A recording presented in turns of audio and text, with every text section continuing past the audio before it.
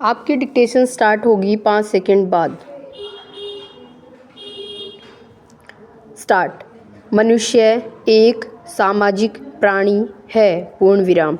जिस समाज में वह रहता है उसकी एक सामाजिक संस्कृति होती है जो उसके जीवन में गहराई तक उतर जाती है। परस्पर सामाजिक संपर्क के कारण एक प्रकार की संस्कृति किसी समाज के लोगों के जीवन का अनिवार्य अंग बन जाती है पूर्ण विराम। संस्कृति मनुष्य के व्यवहारों को नियंत्रित करती है तथा उसकी रोटी, कपड़ा और मकान आदि मूलभूत आवश्यकताओं की पूर्ति करने में महत्वपूर्ण भूमिका निभाती है पूर्ण विराम। अगला पैरा। कलीड कलुकहो के अनुसार संस्कृति जीवन की एक विशेष शैली का निर्माण करती है पूर्ण विराम। उसे उस समाज में स्थापित करने तथा उसके विशिष्ट वातावरण में रहने के अनुकूल बनाती है पूर्ण विराम। अगला पैरा। संस्कृति को सीखा जाता है और उसका आदान प्रदान भी होता है पूर्ण विराम। संस्कृति एक व्यवहार पद्धति है जिसे मनुष्य अपनी जन्मस्थली से अपने परिवार व समाज से सीखता है पूर्ण विराम। जन्म के समय बच्चे की अपनी कोई पहचान नहीं होती पूर्ण विराम। संस्कृति उसके जन्म के समय उसके साथ नहीं आती, न ही वह उसके अंदर से प्रकट होती है पूर्ण विराम। जिस परिवार, परिवेश तथा समाज के बीच वह जन्म लेता है उन्हीं से सीखता है और उसे सीखकर वह उस समाज का सभ्य सदस्य बन जाता है पूर्ण विराम। धीरे धीरे अपने समाज के मूल्य व नियमों की आदत डाल लेता है और वह सुसंस्कृत कहलाता है पूर्ण विराम। मनुष्य को सभ्य प्राणी कहा जाता है पूर्ण विराम। धीरे धीरे वह अपने समाज के मूल्यों तथा नियमों के अनुसार स्वयं को ढाल लेता है पूर्ण विराम। इसीलिए उसे सभ्य कहा जाता है पूर्ण विराम। जिस समाज में मनुष्य रहता है उसका संस्कृति का प्रभाव उसके अंदर गहरा उतर जाता है पूर्ण विराम।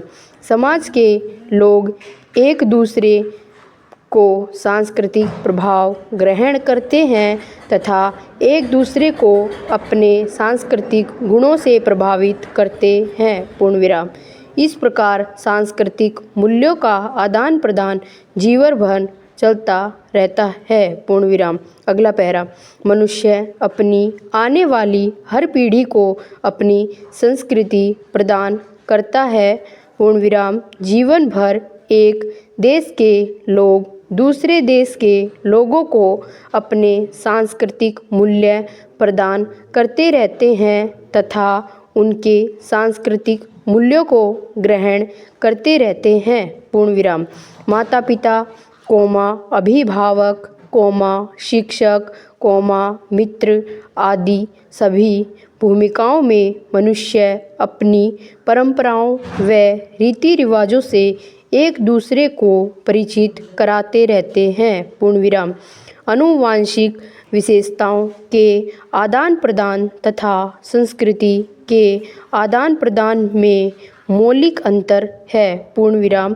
आनुवांशिक विशेषताएं आवश्यक रूप से स्वतः एक ही पीढ़ी से दूसरी पीढ़ी में पहुंचती रहती हैं पूर्ण विराम।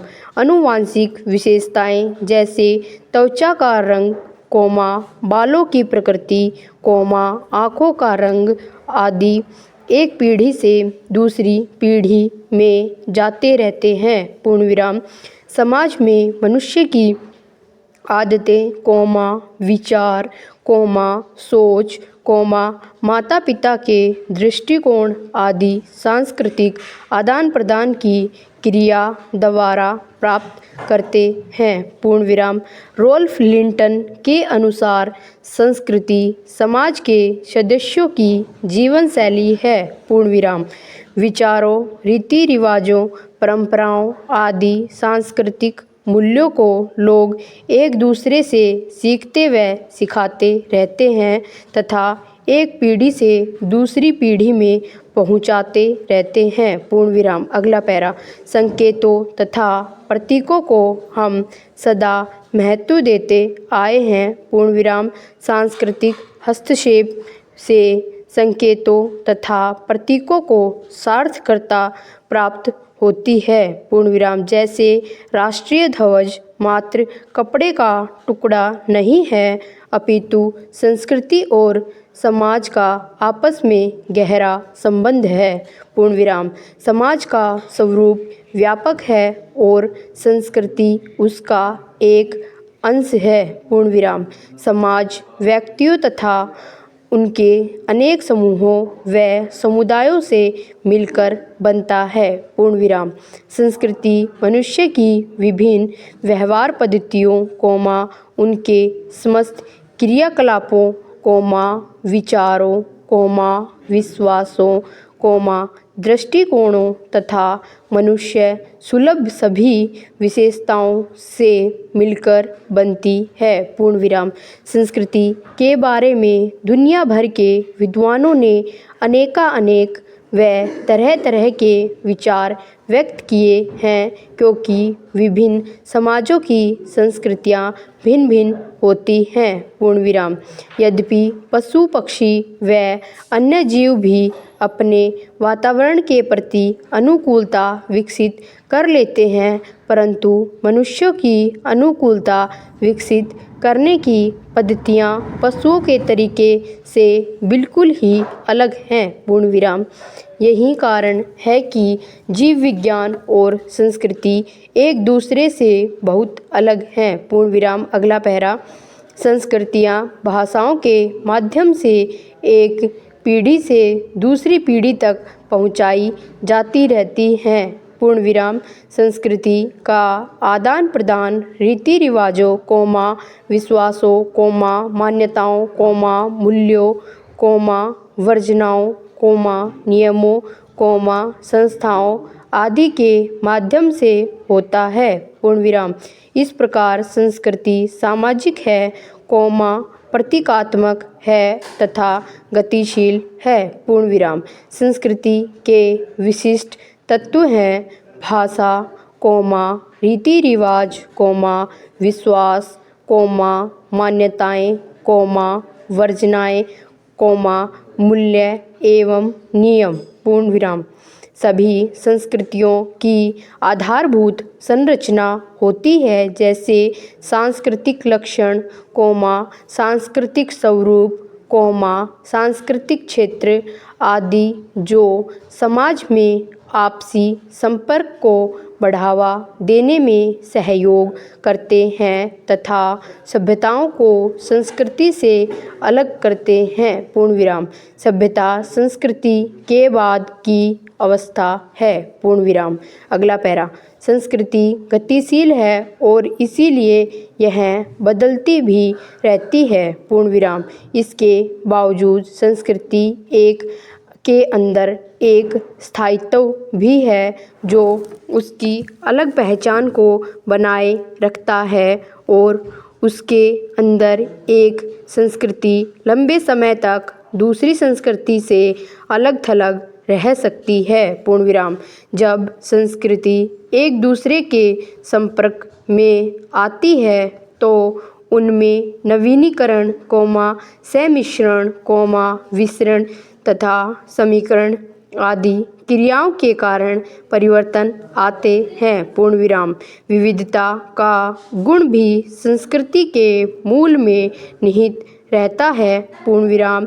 सांस्कृतिक विविधता की प्रवृत्ति पाषाण कालीन समाज में भी देखने को मिलती है तथा कथित आधुनिक समाज में भी। पूर्ण विराम। अगला पैरा। सांस्कृतिक विविधता की दृष्टि से देखें तो भारतीय समाज इसका सर्वोत्तम उदाहरण है। सांस्कृतिक विविधता भारत को विश्व भर के देशों में विशेष स्थान प्रदान करती है। यह भारत की पहचान बन चुकी है। पूर्ण विराम। यहाँ यह उल्लेख करना भी जरूरी है कि हर समाज में एक प्रमुख संस्कृति होती है और उसके नीचे अनेक उप संस्कृतियाँ तथा प्रतिरोधी संस्कृतियाँ भी अपना अस्तित्व बनाए रखती हैं। पूर्ण विराम। यदि मुख्य संस्कृति अपनी सह संस्कृतियों के साथ समरसता स्थापित करने में असफल हो जाती है तो समाज में सांस्कृतिक टकराव की स्थिति उत्पन्न हो जाती है। पूर्ण विराम। अगला पैरा। हर संस्कृति की अपनी एक खास विशेषता होती है। पूर्ण विराम।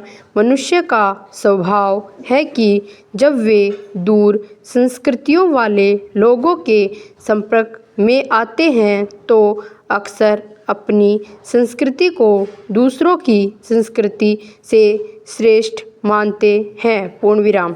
सांस्कृतिक विविधता तथा सांस्कृतिक विशेषता के कारण बावजूद विभिन्न संस्कृतियों वाले लोग एक दूसरे के संपर्क में आते हैं और साथ साथ रहते भी हैं, जिससे बहुसंस्कृतिवादी समाज का जन्म होता है। पूर्ण विराम।